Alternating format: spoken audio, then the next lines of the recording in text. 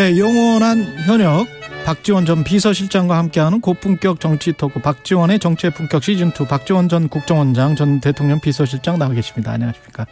예. 날씨가 엄청나게 춥습니다. 오늘 예, 출근하시면서 따뜻하게 입고 나오시더라고요. 예, 춥네요. 그 추운데 전국도 좀 냉랭합니다. 저도 춥습니다. 곧 더 추워지실 수도 있을 것 같은 그 분위기가 그제죠. 서훈 전 청와대 국가안보실장이 구속이 됐습니다. 예. 영장 실질심사 한 10시간 만에 구속이 됐는데 법원 결정에 대해서는 어떻게 생각하세요? 법원 사법부의 결정에 대해서는 우리가 순종해야 된다고 생각합니다. 그렇지만은 사실 2000년 남북 정상회담을 준비한 특사로서 서훈 전 실장과 함께 그때부터 일을 했습니다.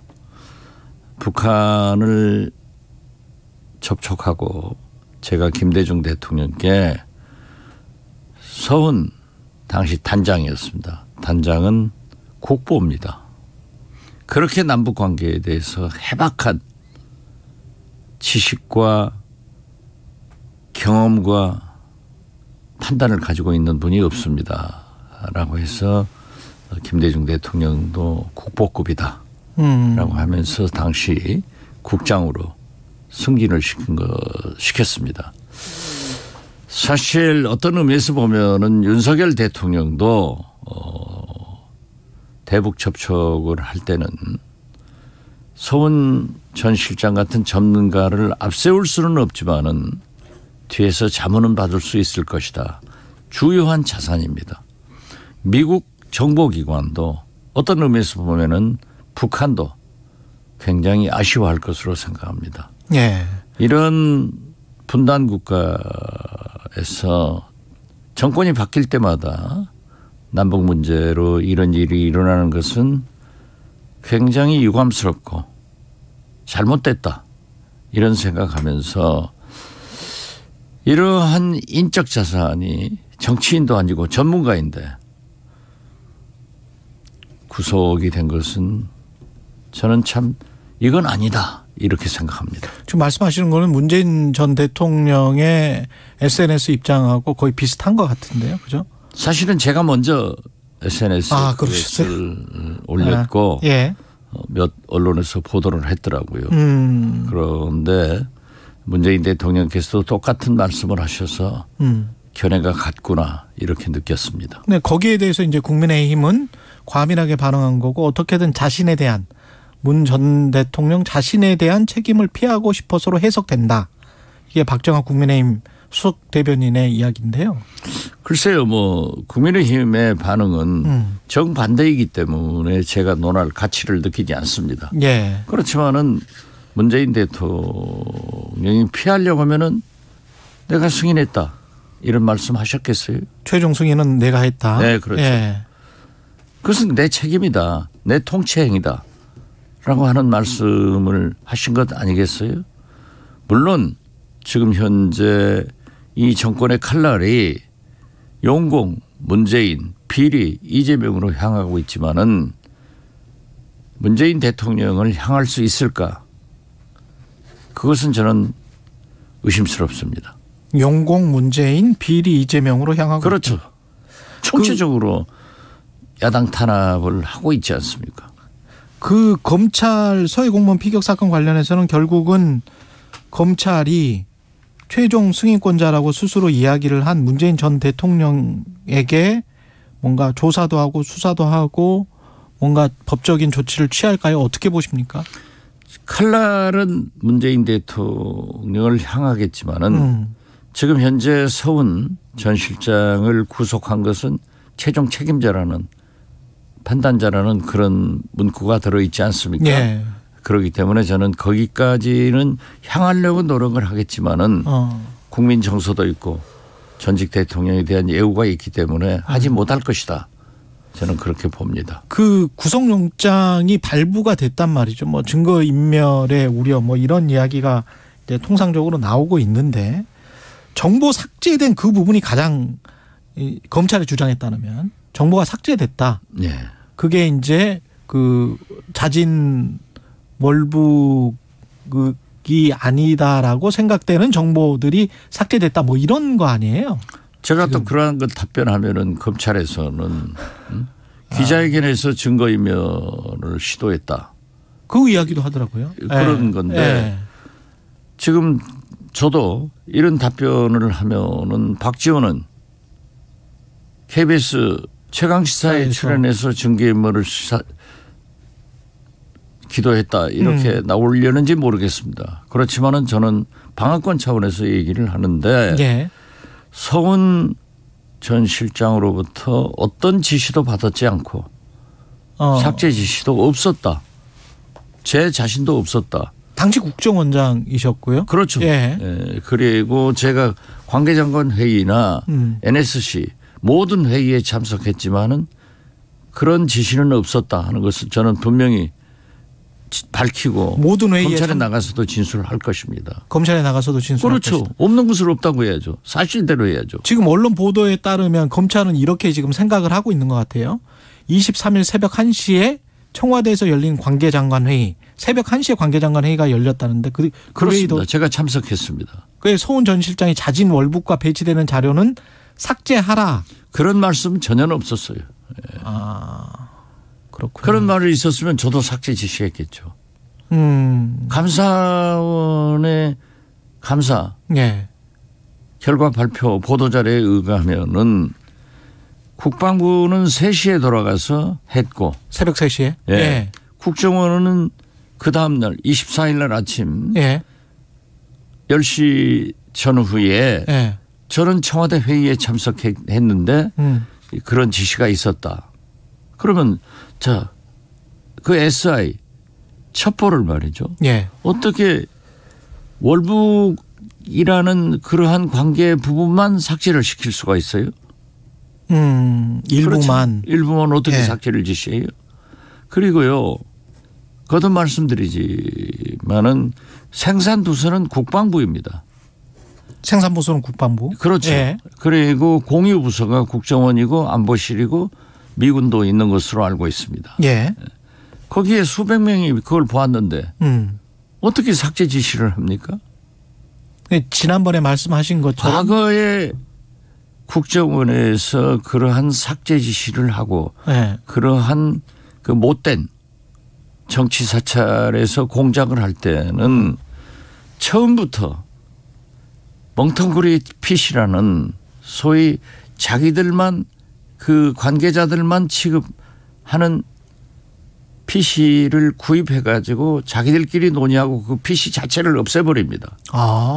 국정원의 시스템은 어떠한 직원이 지금 현재도 어떤 PC를 쓰더라도 메인 서버에 올라가게 되는 거예요. 그렇겠죠. 그리고 그건 지울 수가 없습니다. 또 원장이 삭제 지시를 했다 하면은 삭제 지시했다는 지시도 올라가고 삭제한 것도 올라가고 그 기록도 원본이 남아 있는 거예요. 삭제 지시했다는 그 기록도 그냥 개인 메인 서버에 계속 올라간다. 메인 서버에 다 들어가는 거예요.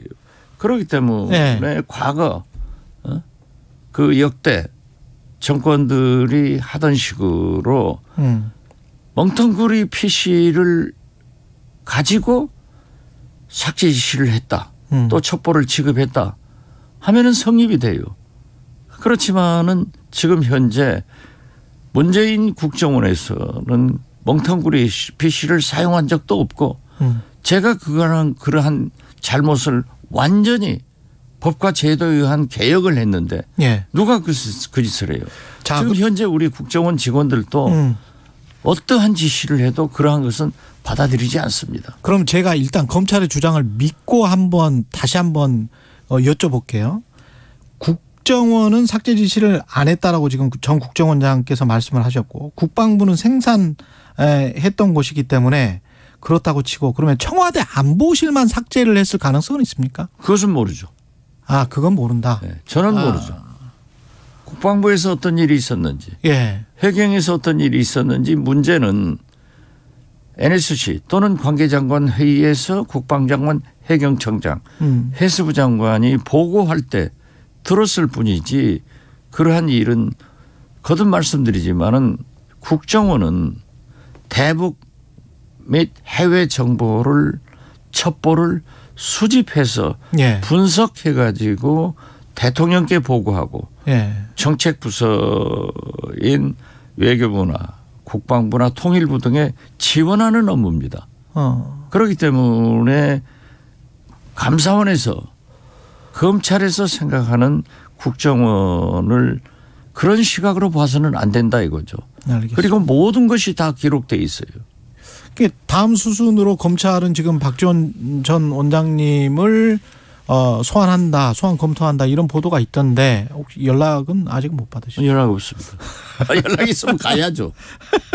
가서 예. 사실대로 얘기를 해야 되는 거예요. 예. 뭐 언론에서는 초입기라 하는데 예. 지금 몇 초가 지났는데 아직 몇 초가 지났는데 몇 분 지났는데 지금 아직 예. 연락이 없다고 합니다. 예. 정치 보복이라고 보십니까? 이건 저는 정치 보복이라고. 큰 맥락에서는. 예. 예. 그렇죠. 그러니까 모든 것을 윤석열 정권에서 문재인 대통령 책임, 이재명 비리 이런 것으로 나가고 있지 않습니까? 이것은 네. 전 정권에 대한 정치 보복과 야당 탄압이라고 봐야죠. 그리고 더욱이 제가 말씀드리는 것은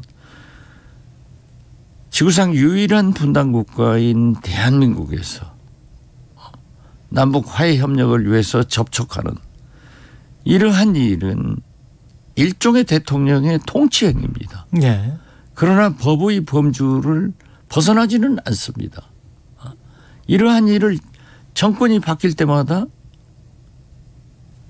그러한 것을 조사하고 처벌을 한다고 하면은 누가 앞으로 남북관계 개선을 위해서 나서겠습니까?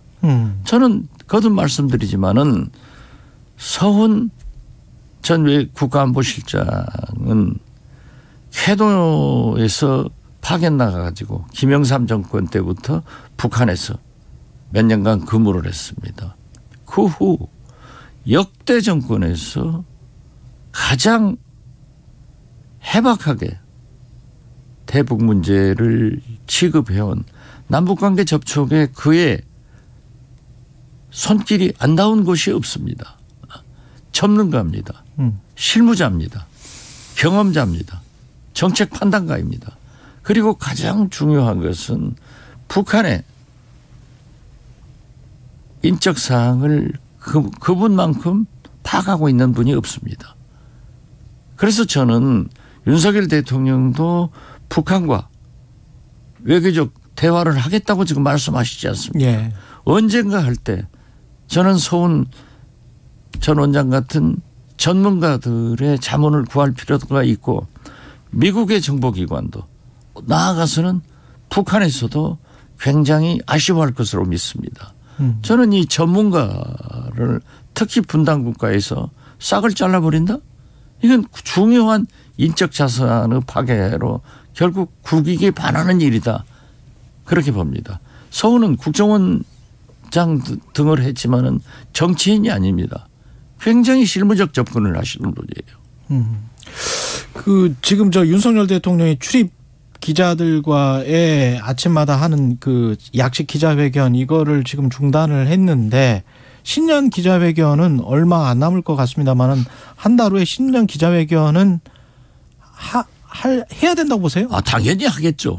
당연히 할 것이다. 연두 교수도 발표하는데 네. 지금 우리나라는 연두 교수 제도가 없지 않습니까? 그렇죠. 네. 그러니까 신년 연두 회견을 통해서 신년을 어떻게 국정을 이끌겠다 하는 비전을 제시하는 거예요. 지금 7개월째 집권해가지만은 윤석열 대통령이 지적받는 게 뭡니까?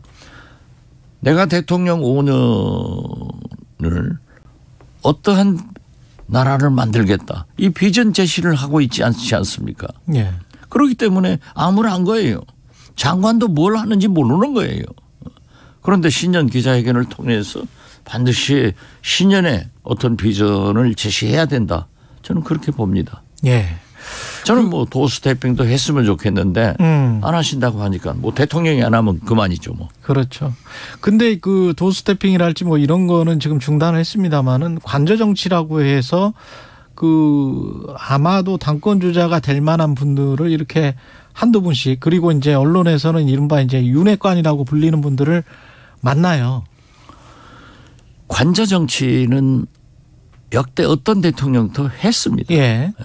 그런데 그것은 자기 식구들끼리 또는 야당 대표를 또는 시민사회단체 사회 원로들을 많이 만나는 겁니다.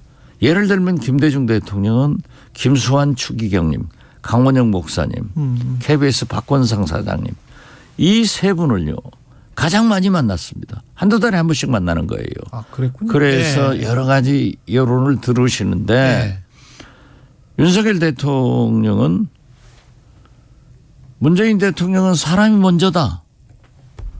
김대중 대통령은 국민이 하늘이다. 이런 생각으로 정치를 하셨는데 윤석열 대통령은 윤핵관이 먼저다. 먼저 만들었더라고요. 그리고 뭐 김기현 의원, 뭐 주호영 원내대표 다 만나야 되는 거예요. 그런데 필요에 의거해서 논의를 했는데 밖에 나와서 다 까발리는 거예요. 의원들이? 그 만난 사람들이 뭐 정치적 술수로 까발리는지 그것도 있겠죠. 정치라고 하는 본인의 것은. 입지 같은 것? 본인 입지를 내가 대통령한테 갔다 왔다 이걸 자랑해서 해버리면은 안 가신 국민의힘 의원들은 뭐예요? 당권 주자들은 또 하나씩 불러갈지 몰라요. 저는 윤석열 대통령이 세 가지를 하면은 굉장히 지지도가 올라갈 거다. 뭐요? 두 번째 관저 포옹은 이재명 대표하고 해라. 그러면 협치가 시작되는 거예요. 자, 도스태핑 안 한 MBC 기자의 등을 한번 때리면서 잘하자. 그런 모습이 TV에 나가면 계란말이와 진짜 언론 자유를 김치찌개 같은 거 보장하는구나. 이렇게 말씀하실 거고 12구 이태원 참사 해결을 위해서 이상민 장관을 해임하고 그 유족들을 한번 만나시면은 엄청나게 지지율 올라갈 것이다. 국민들의 윤석열 대통령에 대한 불만이 봄에 눈 녹듯 녹아버릴 거예요. 그리고 지지도가 확 올라갈 거예요. 그렇게 그런 정치를 해야 돼요. 감동의 정치를 해야 돼요. 지금 세 가지만 하면은 경제도 외교도 대북 문제도 여야가 맞대고 함께 풀어나갈 수 있는 그런 공감의장이 되지 않느냐. 저는 그렇게 말씀드려요. 세 가지 하시라고 그러세요. 예. 지금 말씀을 하셨으니까 뭐, 제가 뭐라고 말할 입장은 아니고요. 한동훈 장관이랄지 뭐 김기현 전 원내대표도 만났다 이런 것들이 어떤 윤심을 전하는 그래서 국민의힘의 역학관계에 영향을 미치게 될까요? 당권 구도에 어떤 영향을 미칠까요? 당연히 미치죠. 윤핵관들을 빌려서 다 얘기하니까 전당대회 시기도 나오지 않습니까? 2말 3초. 그렇죠. 이렇게 나오고 어떤 경우에도 관저 정치의 제1호 산물은 유승민 전 의원이 대표되는 것은 막아라예요. 안 된다예요. 아, 그렇습니까? 그렇죠. 그렇기 때문에 지금 뭐 김기현 의원도 이제 만나기는 했는데 주호영 원내대표가 두 번째 관저를 갔다 왔는데 그 말씀이 주호영 원내대표가 아주 신중하신 분이거든요. 지금 당대표로 나온 사람들 성에 차지 않는다. 당원에 성에 차지 않는다.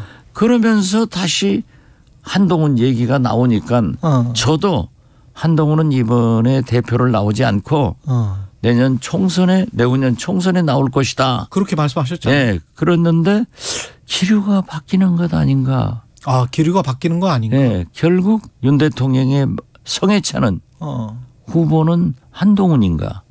또 이렇게 한번 띄워가지고 윤심이 한동훈에 있다 하는 것을 띄웠을 때 국민 반응과 당원 반응을 보는 것 아닌가 이런 생각을 한번 해봤습니다. 차기 당대표가 한동훈이 될 가능성도 있다. 나올 가능성도 있다. 아니 그러니까 주호영 원내대표가 네. 성에 차지 않는다.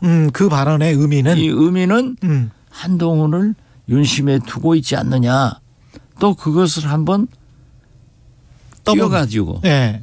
여론을 들어보려고 하는 것 아닌가 저는 그렇게 의심합니다. 정치의 품격 박지원 전 국정원장이었습니다. 고맙습니다. 네, 감사합니다. 여러분은 지금 KBS 1라디오 최경영의 최강 시사와 함께하고 계십니다.